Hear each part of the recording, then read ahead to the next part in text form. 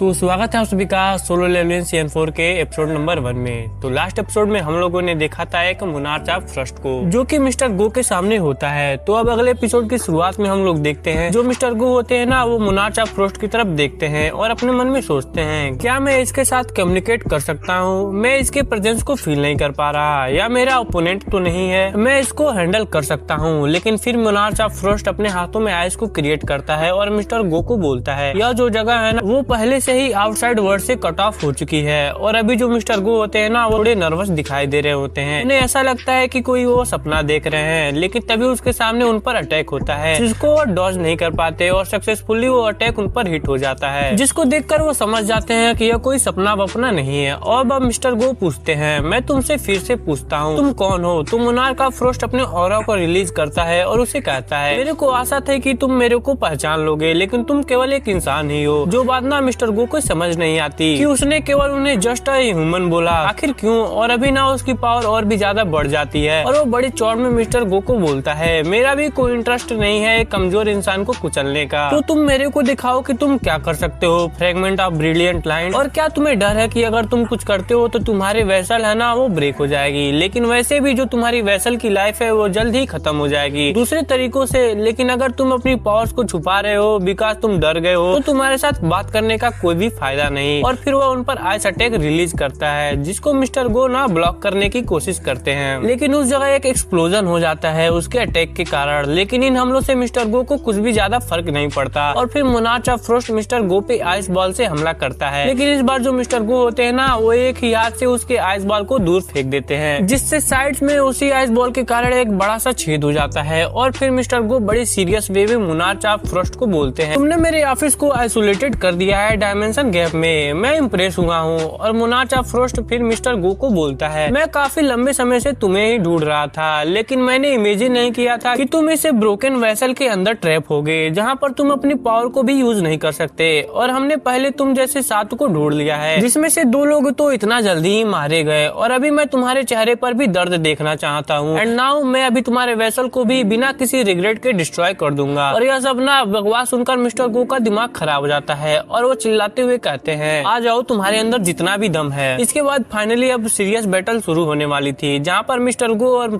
Monarch of first दोनों अपनी power को रिलीज करते हैं। और अब सबसे पहले जो मोनार्च ऑफ फ्रस्ट होता है ना, वो अपनी आइस पावर का यूज करके जो मिस्टर गो के आसपास का एरिया होता है ना, उसे ही फ्रीज कर देता है। और जब देखकर ऐसा लग रहा होता है कि जब मिस्टर गो है ना, वो आइस में फ्रीज होने वाले हैं, तभी उन्होंने आइस को ब्रेक करके मोनार्च ऑफ फ्रस्ट की तरफ आगे बढ़ते हैं और उस पर अटैक करते हैं। लेकिन उसके अटैक को monarch of frost easily dodge कर देता है और फिर अपनी पावर्स को यूज करता है। लेकिन इस बार जो मिस्टर गो होते हैं ना, वो समहाउ उसके हमले को डॉज कर देते हैं, लेकिन जो उनका शॉट होता है ना, वो फट जाता है और यह काफी क्लोज कॉल होता है। लेकिन मिस्टर गो अभी भी हार नहीं मानते, वो उसके मुंह पर पंच मारने की कोशिश करते हैं, लेकिन जिस हाथ से मिस्टर गो उस पर पंच मारने की कोशिश कर रहे होते हैं, वो उसे ही फ्रीज कर देता है। लेकिन जो मिस्टर गो होते हैं ना, वो मोनार्च ऑफ फ्रस्ट की आइस को ब्रेक कर देते हैं और उसे पकड़ने की कोशिश करते हैं। बट जो मोनार्च ऑफ फ्रस्ट होता है ना, वो वहाँ से भागने की कोशिश करता है, वो उससे दूरी बनाता है। लेकिन जो मिस्टर गो होते हैं ना, उसके सामने ही आ जाते हैं और अभी ना मिस्टर गो इस फाइट को जल्दी खत्म करने की कोशिश करते हैं। एंड फिर आखिर में उस पर एक फाइनली ब्लो दे मारते हैं। बट तभी उस अटैक के सामने जो मोनार्च ऑफ फ्रस्ट होता है ना, वो अपनी शील्ड ले आता है, जिससे उनका अटैक किसी काम का नहीं होता, वो बेकार चला जाता है। और जब mister go monarch of first पर फिर से हमला करने की कोशिश करते हैं, तभी वो नोटिस करते हैं कि जो उनकी बॉडी है ना, वो उनका साथ छोड़ दिया है। जो देखकर मोनार्च ऑफ फ्रस्ट उन्हें कहता है, क्या जो तुम्हारी वेसल है वो इतना ही केपेबल है? क्या कितना डिसअपॉइंटिंग है। इसके बाद वो वहाँ से गायब होता है एंड मिस्टर गो के क्लोज आता है एंड देन अपनी आइस से उन पर स्टप कर देता है, जिससे जो मिस्टर गो होते हैं ना, उनके मुंह से ब्लड निकल रहा होता है। अब मोनार्च ऑफ फ्रस्ट हंसते हुए मिस्टर गो को कहता है कि मैं सोच रहा हूँ कि मैं तुम्हें न्यू वेसल ढूंढने में कितना टाइम लगेगा, 1 साल 2 साल। लेकिन अनफॉर्चुनेटली जो हमारी आर्मी है वो यहाँ पर पहले से ही पहुँच चुकी है और हमारी आर्मी तुम्हारे आने से पहले ही इस दुनिया को बर्बाद कर देगी। लेकिन मिस्टर गो ना उनकी बातों के बीच उसकी आइस को पकड़ते हैं और बोलते हैं, तुम्हें क्या लगता है कि मैं बिना रीजन के तुम्हारे अगेंस्ट फाइट कर रहा हूँ? जैसा कि हम लोगों ने तुमसे एक्सपेक्ट नहीं किया था कि तुम लोग हमारे मेथड का ही यूज करोगे, बट तुमने इस मेथड के अंदर एक क्रूशियल वेरिएबल को ओवरलुक्ड कर दिया है। और यह बात ना मोनार्च ऑफ फ्रस्ट को समझ नहीं आती। इतना घायल हो जाने के बाद भी जो मिस्टर गो होते हैं ना, वो उस पर फायर अटैक करते हैं, जिसको monarch of frost somehow dodge कर देता है और जो अटैक होता है ना, वो सामने वाली वॉल पर जाकर लगती है और इस अटैक के कारण अब मिस्टर गो की सारी पावर ही खत्म हो चुकी थी। और फिर मोनार्च ऑफ फ्रस्ट मिस्टर गो को बोलता है ये काफी क्लोज वन था, लेकिन क्या तुम्हारा इतना ही पावर है? मिस्टर गो बोलते हैं यस। एंड फिर हम लोग नोटिस करते हैं जो सामने वाला बैरियर होता है ना, उसकी जगह से उनका ऑफिस वो आइसोलेटेड हुआ था वो ब्रेक हो जाता है। एंड देन यह चीज ना मोनार्च ऑफ फ्रस्ट उसके समझ में नहीं आती कि जो मिस्टर गो होते हैं ना वो करना क्या चाहते हैं। इसके बाद मिस्टर गो बोलते हैं नाउ। तभी उनके शैडो से ना एक शैडो सोल्जर निकलता है जो कि वहाँ से निकल जाता है। और यह देख कर ना मोनार्च ऑफ फ्रस्ट भी समझ जाता है कि ये भी उनके लगने वाले हैं और वो तेजी से उसकी तरफ आगे बढ़ता है। और जैसे ही वो हमला करने वाला होता है वैसे ही उधर अपने मेन कैरेक्टर की एंट्री होती है, यानी कि संग जिनवू की एंट्री होती है। और वो सीधे मोनार्च ऑफ फ्रस्ट का गला पकड़ता है और बोलता है तुम इधर क्या कर रहे हो? एक आई सेल्फ। और इसके बाद हम लोग ना इसे केवल एक आई सेल्फ ही बुलाने वाले हैं। आई मीन की मोनार्च ऑफ फ्रस्ट बहुत ही इरिटेटिंग है। और अब आई सेल्फ जिन्यू को बोलता है कि मैं तुम्हारे शैडोज के अंदर काफी सारे शैडो सोल्जर को सेंस कर सकता हूँ मोनार्च, लेकिन तुमने अपनी आर्मी गैदर करने के बजाय हमसे कांटेक्ट क्यों नहीं किया? लेकिन क्या ऐसा तो नहीं कि तुम वही क्रूशियल वेरिएबल हो जिसकी वह बात कर रहा था? और फिर वो आई सेल्फ अपनी मुंह से ठंडी हवा निकालता है जिससे जिन्यू का हाथ होता है ना वो धीरे धीरे जमना शुरू हो जाता है। और फिर वो बंदा यही काम मैसिव लेवल पर करता है जिससे जो आसपास का एरिया होता है ना वो पूरा फ्रीज हो जाता है और जिन्यू भी उससे दूर हो जाता है। और उसकी पावर को देखने के बाद ना जिन्यू को ऐसा लगता है कि यह कोई इमेज टाइप क्रिएटर है। एंड देन जो उसका हाथ जमा हुआ होता है ना वो अपने हाथ में अपनी डैगर को समन करता है और फिर वो उसके फ्रीज हुए हाथ को ब्रेक कर देता है। फिर आई सेल्फ जिन्यू को बोलता है आज के लिए बस इतना ही, और मैं तुमसे फाइट करने के चक्कर में अपनी जान दांव पे नहीं लगा सकता। और यह बात ना जिन्यू को समझ नहीं आता है।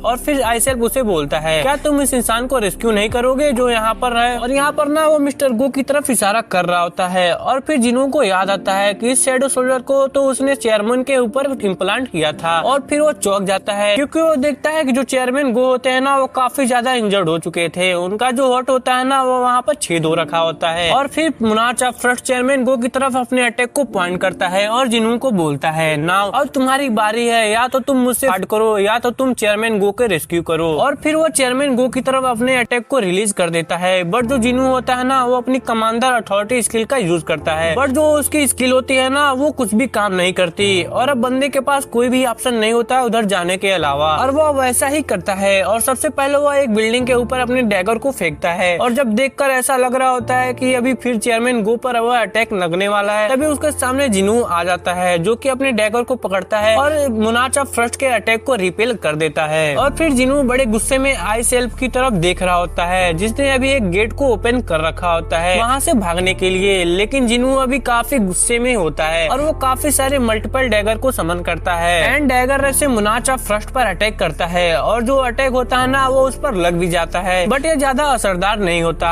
और आई सेल्फ ना वहाँ जाने से पहले जिन्यू को बोलता है कि केवल एक ही वेसल ने एक्चुअली में मेरे को इतना डैमेज, इतना वुंडेड कर दिया। वेरी वेल, मैं मोनार्च ऑफ फ्रस्ट अभी के लिए जा रहा हूँ और उस दिन का इंतजार करूंगा जब तुम्हारी शैडो खुलेगी। और जाने से पहले बंदा जिन्यू को यह तक कह देता है कि जो यह क्रॉप्स है ना वो मेरी तरफ से तुम्हारे लिए गिफ्ट समझना। एंड देन जब जिन्यू अपने आसपास का एरिया देखता है ना तो समझ जाता है कि यह जो बैरियर है उसमें जो फाइट हुई ना, इस बैरियर के कारण मैं कुछ भी यहाँ पर सेंस नहीं कर पाया। इसके बाद जो मिस्टर गो की हालत होती है ना वो जिन्यू देखता है तो वो समझ जाता है कि हीलिंग पोर्शन भी इस पर कुछ भी काम नहीं करने वाला। और फिर वो चिल्लाते हुए बेरू को बुलाता है और बेरू वहाँ पर आ जाता है और बोलता है मेरे किंग आपने मेरे को बुलाया। और फिर जिन्यू बोलता है जल्दी इन्हें बचाओ किसी भी कीमत पे। और बेरू ऐसे ही करता है और मिस्टर गो को हील करने लगा है, बट जो उसकी हीलिंग स्किल होती है ना वो कुछ भी काम नहीं करती। और फिर वो यह बात जिन्यू को बताता है। फिर जिन्यू के पास कोई भी ऑप्शन नहीं होता होली वाटर ऑफ लाइफ करने के अलावा। और जैसे ही वो holy water of life mister गो को पिलाने वाला होता है उससे पहले मिस्टर गो उसकी हाथ को पकड़ लेते हैं और बड़ी मुश्किल से कहते हैं कि मेरे लिए तुम यहाँ पर आए उसके लिए तुम्हारा शुक्रिया। और फिर जिन्यू बोलता है मिस्टर गो प्लीज अपने को संभालिए, हम लोग आपको जल्दी हॉस्पिटल लेके जाते हैं। और फिर मिस्टर गो बोलते हैं इससे कुछ भी नहीं होने वाला, जिस पावर से मेरे पर अटैक हुआ ना उससे जो ह्यूमन है वो कुछ भी नहीं कर सकता। एंड बेसिकली कहा जाए तो अभी मिस्टर गो को एक रिलीफ होता है कि जिन्यू उनके साथ है। एंड देन वो जाते जाते लास्ट में जिन्यू को यही कहते हैं कि तुम ह्यूमैनिटी के साइड रहना। और यह कहते वक्त ना उनकी आंखों से आंसू भी निकल रहे होते हैं। और जाने से पहले अभी मिस्टर गो जिन्यू को यह बोलते हैं कि मैं तुम जैसे यंग हंटर के साथ रहकर फाइट करना चाहता था, लेकिन ऐसा कभी भी नहीं होने वाला क्योंकि जो यह मेरा बॉडी है वो मेरा साथ नहीं देगी। बट स्टिल अभी मेरे को कोई भी रिग्रेट नहीं है और मैं अपने आने वाले फ्यूचर अब यंग जनरेशन के हाथों में सौंपता हूँ। और फिर जो उनकी आंखें होती हैं वो बंद हो जाती जाती हैं, बट वो लास्ट में अपने मन में जिनू को शुक्रिया बोलते हैं। और फिर ऑब्वियस सी चीज होती है, जो पावरफुल हंटर मारे जा रखे थे उनके बारे में न्यूज में चर्चा चल रही होती है, जिसके अंदर अपने मिस्टर गो भी इंक्लूडेड होते हैं। और फिर सीन चेंज होता है, हम लोग देखते हैं मिस्टर गो की ग्रेव, जहाँ पर जिनू भी आया होता है और वो काफी डिप्रेस लग रहा होता है। बट वो कहता है क्या आप ठीक हो मिस्टर वू? और अभी ना मिस्टर वू भी डिप्रेस हो रखे थे। वो जिनू को बोलते हैं मेरे को माफ करना संग जिनू, मैं कुछ समय से थोड़ा परेशान चल रहा हूँ और जो बीस्ट है उसने चेयरमैन गो को मार दिया। और क्या जो बीस्ट है वो रियली में अनस्टॉपेबल है आपकी पावर के साथ भी? तो जिनू जवाब देता है जिस वक्त मैं वहाँ पे पहुँचा तो उस वक्त पहले से ही। और फिर वो ऊपर की तरफ देखता है और कहते हैं मेरे को यकीन नहीं हो रहा। और अभी उनके चेहरे पर आंसू हो रहे होते हैं और जो बारिश की बूंदें होती है ना उनके चेहरे पे पड़ रही होती हैं। और वो अपनी बात को कंटिन्यू करते हैं कि एक दिन पहले उन्होंने मेरे को कहा था कि वो चाहते हैं उस स्टेट के ट्रब्स के बारे में सुनना, और उन्होंने मेरे को अर्ज भी किया था कि मैं जल्दी यहाँ पर आऊँ। बट अभी और अब जिनू ना वहाँ से जाने से पहले मिस्टर वो को शुक्रिया कहता है क्योंकि उन्होंने मिस्टर गो के साथ उसे लास्ट मोमेंट बताए। और अभी ना जो मिस्टर वो होते हैं वो काफी गुस्से में होते हैं और वो कसम खाते हैं कि जिस इंसान ने चेयरमैन गो को मारा है वो उसे मार डालेंगे। और अभी जिनू के आंखों में भी आंसू होते हैं, वो रो रहा होता है और वो मिस्टर वू को कहता है कि क्या आप मेरे लिए रिपोर्टर्स को गैदर कर सकते हो। उसके बाद सीन चेंज होता है, हम लोग देखते हैं जिनू के इंटरव्यू का सीन, जहाँ पर वो सभी को अनाउंस कर रहा होता है कि जो ग्रुप ऑफ मैजिकल बीस्ट है विद हाई लेवल इंटेलिजेंस वो टॉप लेवल हंटर्स को टारगेट कर रही है। और जो हंटर है आई मीन जो नॉर्मल हंटर है वो उनका कुछ भी बिगाड़ नहीं सकते और वो अपने गोल को अचीव करने के लिए कुछ भी कर सकते हैं, वो किसी भी हद तक जा सकते हैं। जो सुनकर एक रिपोर्टर के मन में सवाल आता है और वो जिनू से पूछता है क्या इसका मतलब यह तो नहीं कि जिस बीस्ट ने चेयरमैन गो को मारा है उसने अकेले काम नहीं करा। और फिर जिनू उन सभी को बताता है कि वो लोग अपने टारगेट पर अटैक करने से पहले उसे आइसोलेटेड कर देते हैं और जिन्हें ऐसा लगता है कि वो लोग उनका टारगेट बन सकते हैं तो प्लीज अपने कलीग्स के साथ रहो जो उन्हें प्रोटेक्ट कर सके। लेकिन वो लोग जिनके पास कोई कलीग्स नहीं है so please contact me through the Korean hunter association. और इसके बाद सीन चेंज होता है, हम लोग एक काफी बड़ा गुफा देखते हैं जिसके अंदर काफी सारे मोनार्च एक साथ गैदर हो रखे थे। और फिर मोनार्च ऑफ फ्रॉस्ट सभी को बताता है कि करंटली जो शैडो मोनार्च है वो इस वक्त अर्थ पर मौजूद है। और फिर उनमें से एक मोनार्च बोलता है मेरे को लगता था कि तुमने कहा था कि कोई भी वेसल नहीं है जो कि शैडो मोनार्च की पावर को कंटेन कर सके और इसलिए जो ड्रैगन किंग है वो भी यहाँ पर अर्थ पर नहीं आया है। और फिर मोनार्च ऑफ फ्रॉस्ट उसे जवाब देता है मैंने क्लियरली उसे अपने आंखों से देखा है और वो फ्रेगमेंट ऑफ ब्रिलियंट लाइट से भी ज्यादा खतरनाक है हमारे लिए और मैं उसे अपने रास्ते से हटाने वाला हूँ और क्या तुम लोग इसमें मेरी हेल्प करोगे। और फिर उनमें से एक मोनार्च बोलता है उसके साथ फाइट करना यानी मौत के साथ फाइट करना और हम लोग